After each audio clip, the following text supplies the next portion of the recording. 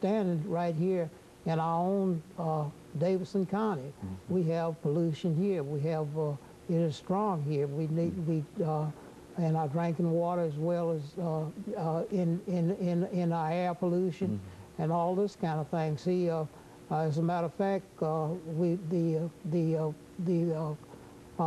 exhaust from the cars and trucks and all this kind of thing, and we having all kinds of problems that we just, you know, and realize just taking notice to, where we need to had looked at it way before, because as Mr. Wood said, we have an opportunity to clean up a lot of this pollution that we have, and I would say that this is where we stand in it, as we need to do it for our children and our grandchildren and all this kind of thing, because I've hit the age that I've just about wore out time on earth, but you know, we got to look in the future for the ones that to come. And it's just been a blessing to meet you, Dr. Henry, and we thank you for the work that you've been doing for our neighborhood people and all this kind of thing. And thank you for being here today. Very good. You know, and Mr. Wood, you know, when you talk about landfills and et cetera, you were also connected with the incinerator project. Right. Why don't you talk about that for the next 2 minutes? That's how we got started. I mean, I'll tell you, our group burnt,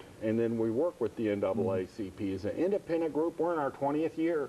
We got started in 1988. They were going to spend $300 million to expand the downtown incinerator that would have been a garbage processor up on Rutledge Hill, where they're now doing all the development. And I'll tell you, it was a very close call. They actually, we worked for years on that. It wasn't just us, it was the neighborhoods, the Sierra Club, the East Nashville. It was a hubbub. It was a, man, people were upset. But get this, Doctor, this is a very interesting thing with American history and how politics and power, they had the vote to pass it. They had a 1-vote margin. And then Mr. Guy Bates, the Metro councilman, who was also in charge of the incinerator committee, he said, there's just too much turmoil, too much uncertainty. I'm going to defer this indefinitely. And man, the whole room exploded. It was a national issue. They had people from across the nation. They were going to get the Nashville incinerator and then, like dominoes, go get some more. And so it was a big decision.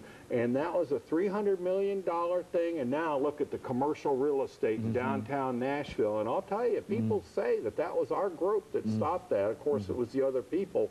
But then also the rendering plant in Germantown, that used to cause a lot of, all over Nashville. Laidlaw, Osco,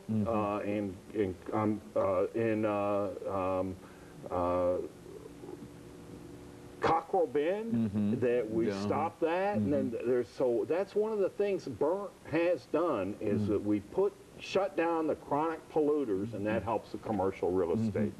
Very good. Of course, we've got about a half a minute before the end of this particular segment here, Mr. Wood and Mr. Bartlett. But when we come back, we want to think in terms of what the two of you might be able to suggest as to how we might be able to get a greater support for the among the community and throughout in reference to trying to save the environment, because I was not of the impression that the situation was as bad as it appears to be. And of course, we'll be back with our audience following this very, very short commercial break.